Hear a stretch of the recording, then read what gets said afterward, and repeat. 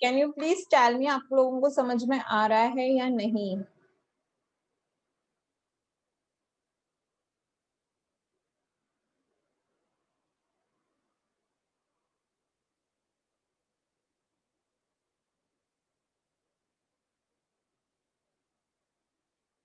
Okay okay, चलिए आगे देखिए।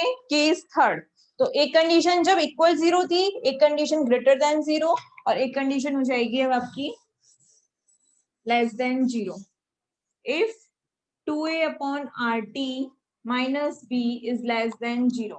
ठीक है, case third. Okay, now listen, इसमें देखिए तो ये हो जाएगा 2a upon R T is less than b, that mean 2a upon R B is less than t। b इधर आ गया, t इधर चला गया।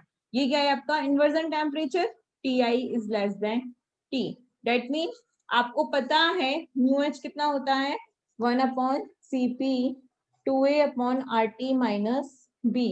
तो डेट मीन जब ये वैल्यू लेस देन जीरो है तो उसका जब वैल्यू वो करेंगे मल्टीप्लाई तो नेगेटिव आएगा, और नेगेटिव होने से ये कौन सा इफेक्ट शो करेगा, हीटिंग इफेक्ट। हीटिंग इफेक्ट, तो ये कौन सा केस हो गया, जब inversion temperature is less then normal temperature, sorry normal temperature is greater than inversion temperature. ठीक है, चलिए इतना कर लीजिए।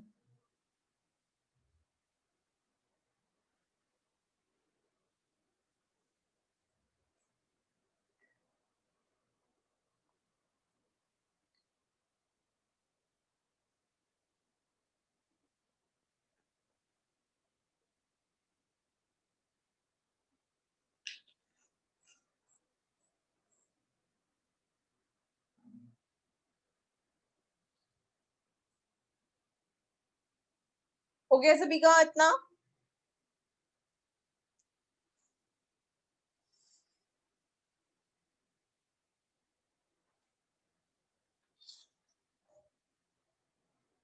हो गया। नेक्स्ट टॉपिक देखिए, थर्ड आपका क्या है, एप्लीकेशन। पहला था क्लॉसियस क्लैपेरॉन, सेकंड था जूल थॉमसन, और थर्ड है अब आपका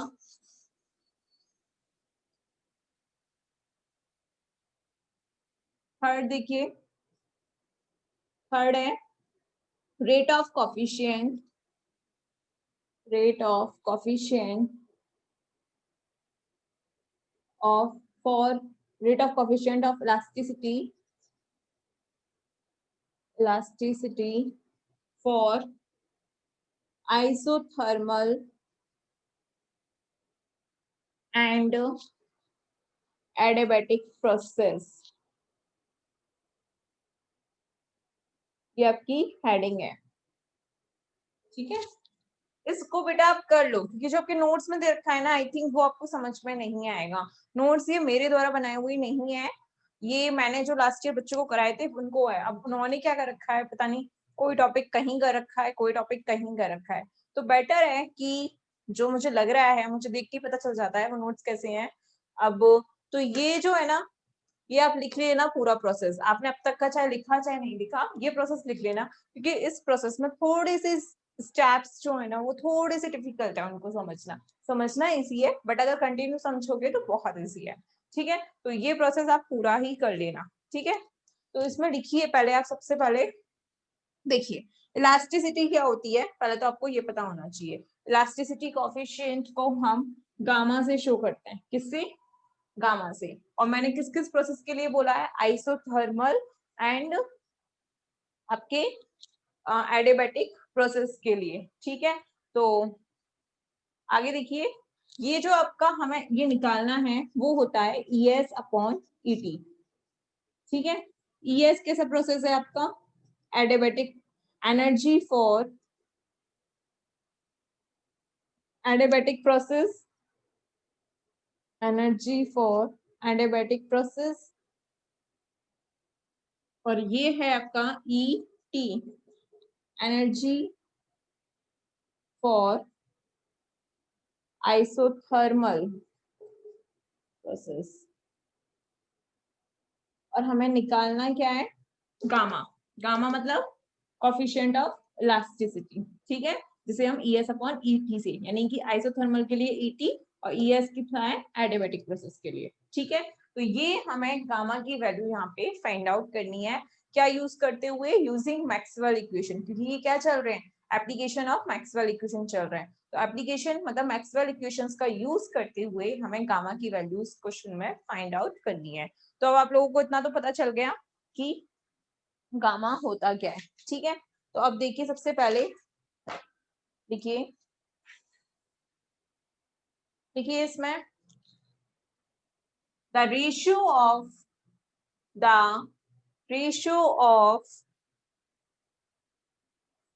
stress, the ratio of stress, आप लोगों ने 11th में पढ़ा होगा stress and strain, the ratio of stress and strain is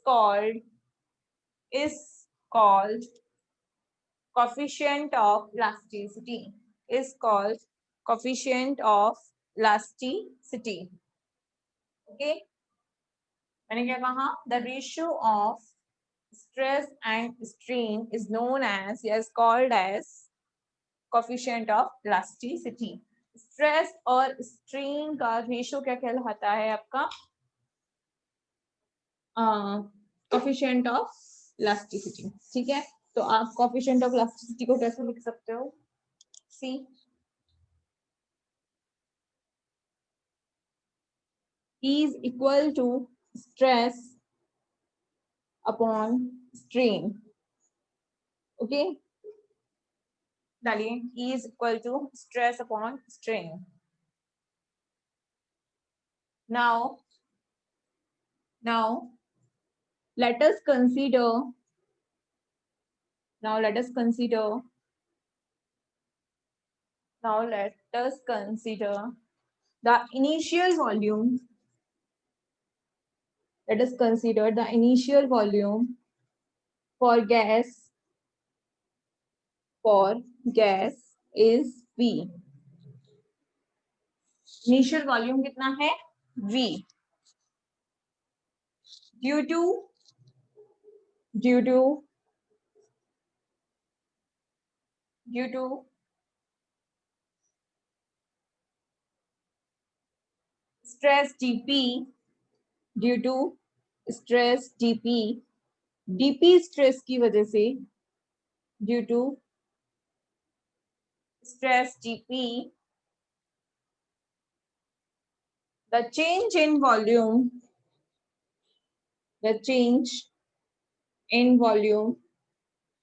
is dV, due to stress dP the change in volume is dV। so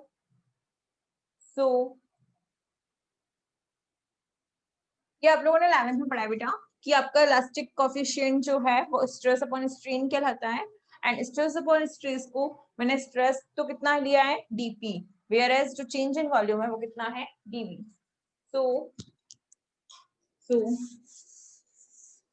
अब देखिए स्ट्रेस तो आप लोगों को पता है dP है डायरेक्टली, है ना, स्ट्रेस क्या है आपका dP, एंड स्ट्रेन जो हो जाएगा वो कितना हो जाएगा, स्ट्रेन जो होता है ना बेटा वो आपका होता है change in volume upon initial volume, change in volume upon initial volume with negative sign. पढ़ा है ये, स्ट्रेस एंड स्ट्रेन आप लोगों ने पढ़ा है या नहीं, can you please tell me, please tell me, आप लोगों ने स्ट्रेस और स्ट्रेन को पढ़ा है या नहीं, यस तो यही पढ़ा होगा आप लोगों ने कि स्ट्रेन क्या होता है, change in volume upon initial volume, and change in volume मैंने आपको बता दिया dV है, एंड इनिशियल वॉल्यूम कितना है V, ठीक है। here what is represented by negative sign, here negative sign here negative sign represent here negative sign represent change, sorry, here negative sign represent decrease in volume, volume में आपकी जो कमी हुई है उसको शो करता है नेगेटिव साइन, तो here negative sign represent decrease in volume. ठीक है, ओके। आपने एक वो लिखा था E is equal to stress upon strain, उसको इक्वेशन नंबर फर्स्ट दे देना। ठीक है, so from equation first, E equal to stress कितना है dp और स्ट्रेन कितना है माइनस का dv अपॉन v, है कि नहीं? ठीक है, तो माइनस का dv upon v, so E is equal to कितना आ जाएगा माइनस के v dp upon dv। Okay, ये तो आ गया आपका क्या, स्ट्रेस अपॉन स्ट्रेन। ठीक है,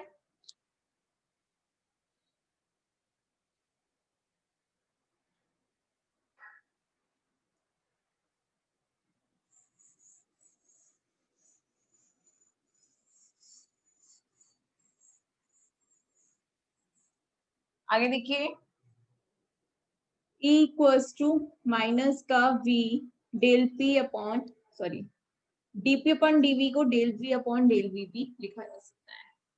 okay, del p upon del v। ठीक है,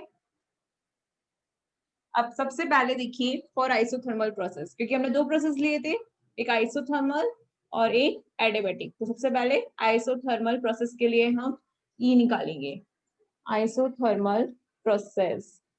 ओके, आइसोथर्मल प्रोसेस में क्या होता है, देखिए ई टी, क्योंकि टेम्परेचर क्या रहता है कांस्टेंट, मैं पहले ही बता चुकी हूँ आपको, माइनस का we delta P upon delta we. कब होगा ये, जब आपका टेम्परेचर क्या हो, टेम्परेचर क्या हो कांस्टेंट हो, तो ईटी इक्वल्स टू तो कितना आ जाएगा माइनस का V del P upon del V at constant temperature T. ठीक है, इसे दे दो equation number second. Okay, now second लिखिए फॉर एडियाबैटिक प्रोसेस,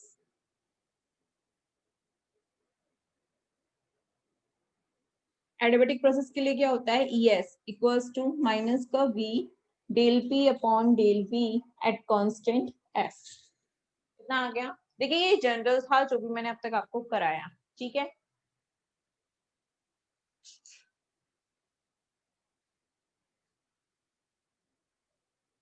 इतना लिख लीजिए। एनी प्रॉब्लम किसी को तो प्लीज टेल मी, किसी को कोई प्रॉब्लम है तो वो मुझसे पूछ सकता है।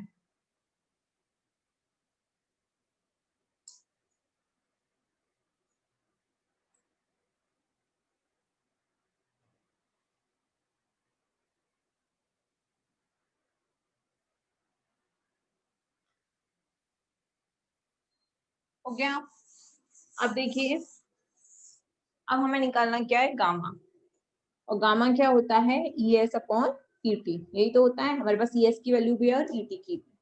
ठीक है, ES कितना है माइनस का V delta P upon delta V at constant S, minus का V delta P upon delta V at constant temperature, minus से माइनस कैंसिल, V से V कैंसिल। ठीक है,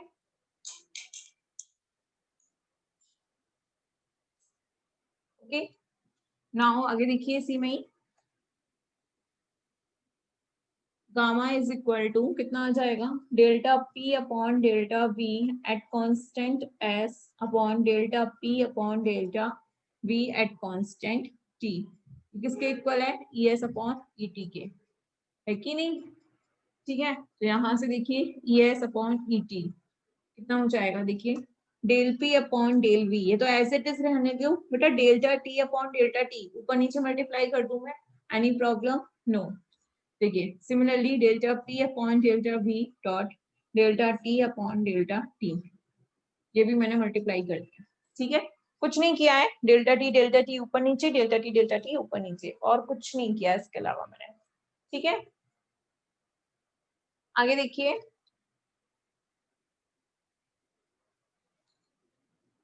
ES upon ET is equal to, बेटा देखिए delta T इधर लाइए, तो delta T upon delta V, है कि नहीं, और ये एस का constant as it is. Okay, similarly अब देखिए ऊपर वाला डेल्टा टी तो आ गया, नीचे वाला डेल्टा टी रह गया, और ऊपर क्या रह गया, delta P at constant S. S आ गया दोनों में, अपॉन ये देखिए सेम ऐसे ही करेंगे इसमें, यहाँ ये लेके आएंगे delta P upon delta T, है ना, सॉरी सॉरी सॉरी बेटा ऊपर नीचे यहाँ पे है ना आपका डेल्टा एस का मल्टीप्लाई करना है, क्योंकि जब यहाँ एस था तो हमने टी का मल्टीप्लाई किया, यहाँ टी है तो एस का मल्टीप्लाई करेंगे।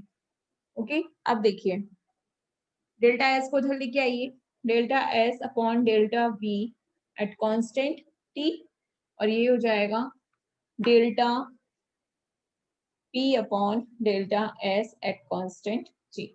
इतना समझ में आया या नहीं प्लीज मुझे बताइए, मैंने क्या कहा, आपको इतना समझ में आया या नहीं प्लीज बताइए, हाँ ना जवाब दीजिए।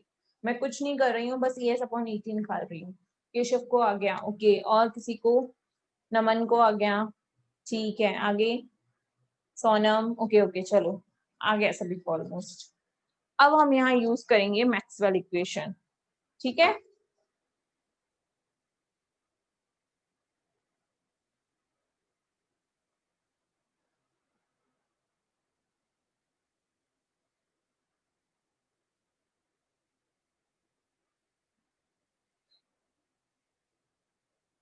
चलिए आगे देखिए, लिख लिया इतना, लिख लीजिए इस प्रोसेस को पूरे को लिख लीजिए पहले, फिर मैं आगे कराऊंगी।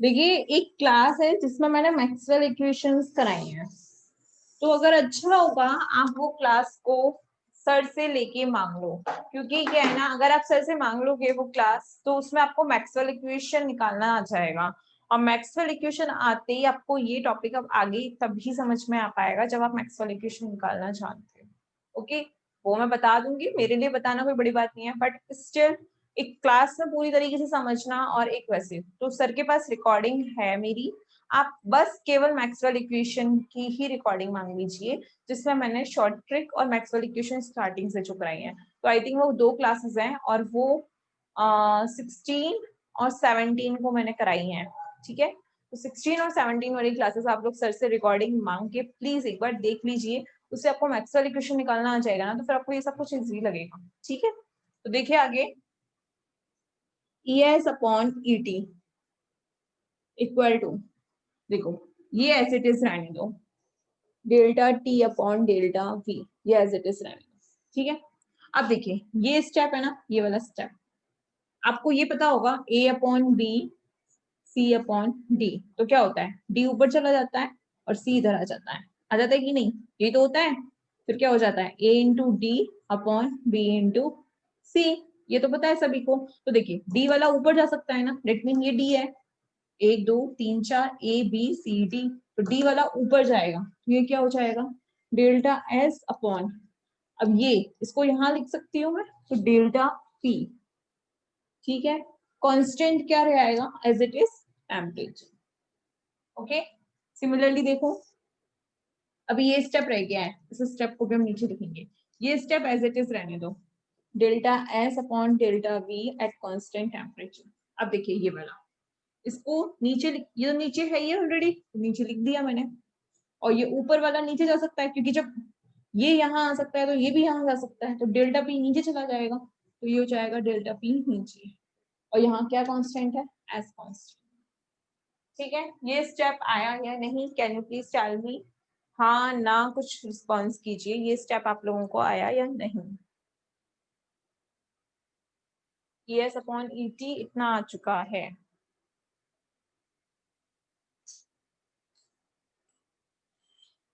ES अपॉन ET इतना आ चुका है, इसको दे दीजिए इक्वेशन नंबर जो भी है आपकी, आई थिंक 5 है, वो दे दीजिए।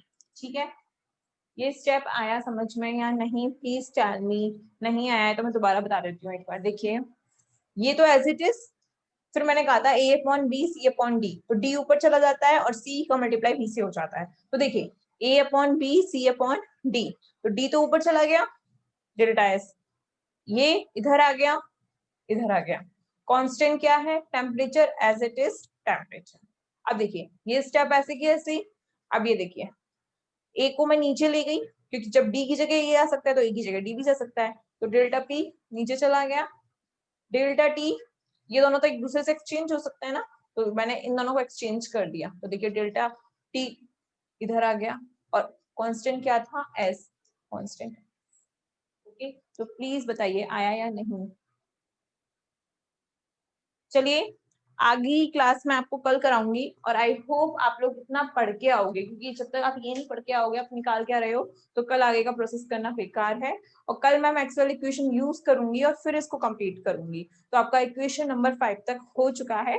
आगे की क्लास हम कल ज्वाइन करेंगे। इसके लिए सबसे पहले आप लोग मैक्सवेल इक्वेशंस पढ़ के आओगे, उन्हें निकालते कैसे हैं वो ट्रिक भी आप देख के आओगे। और जिन लोगों के पास नहीं है, आप लोग प्लीज मुझे अपना नंबर सेंड कर दीजिए, मैं मेरे से जो हेल्प हो पाएगी वो मैं कर दूंगी। ठीक है, आप लोग मुझे नंबर सेंड कर दीजिए जिसके पास नहीं है, मुझे प्राइवेट, मुझे अपना नंबर सेंड कर दीजिए जिसके पास नहीं है, मैं उसकी हेल्प कर सकती हूँ थोड़ी बहुत, जो भी मेरे से बनेगी। और अगर सबके पास हो रहा है वो मैक्सवेल इक्वेशन तो अच्छी बात है, और आप लोगों ने क्लास देख लिया तो भी अच्छी बात है। कोई नहीं है ऐसा। सोनम, सोनम आप तो कंटिन्यू क्लासेस ले रहे हो बेटा, आपको तो ये प्रॉब्लम होनी ही नहीं चाहिए, क्योंकि आपने तो पूरी क्लासेस ली है। तो बताइए आपको कहाँ प्रॉब्लम आ रही है। हाँ आपका तो हो रखा है ना, इसलिए आपको जरूरत नहीं है, फिर भी आपको प्रॉब्लम है तो वो बात अलग है, मैं बता दूंगी दोबारा। लेकिन हाँ केशव को मैं बता सकती हूँ, केशव का नंबर है 9116।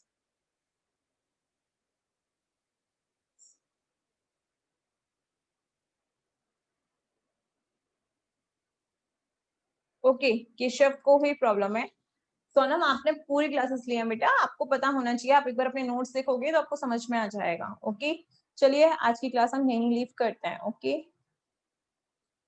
मैम वीडियो, बेटा वीडियो सेंड नहीं हो सकती, सॉरी, वीडियो आपकी बहुत बड़ी बड़ी है तो मैं वीडियो तो सेंड नहीं कर सकती। मैं बस इतना कर सकती हूँ, अगर आपको प्रॉब्लम है तो कल मैं इससे आगे पहले आपको मैक्सवेल इक्वेशन की शॉर्ट ट्रिक निकालना बता सकती हूँ, उसके बाद में मैं आपको इससे आगे का पैटर्न करा दूंगी। ठीक है, तो कल ऐसा करना है, मैं किसी को पर्सनली कुछ नहीं सेंड कर रही, मैं आपको कल शॉर्ट ट्रिक बता देती हूँ मैक्सवेल इक्वेशन निकालने की, उसके बाद में हम ये स्टेप्स आगे कंटिन्यू करेंगे।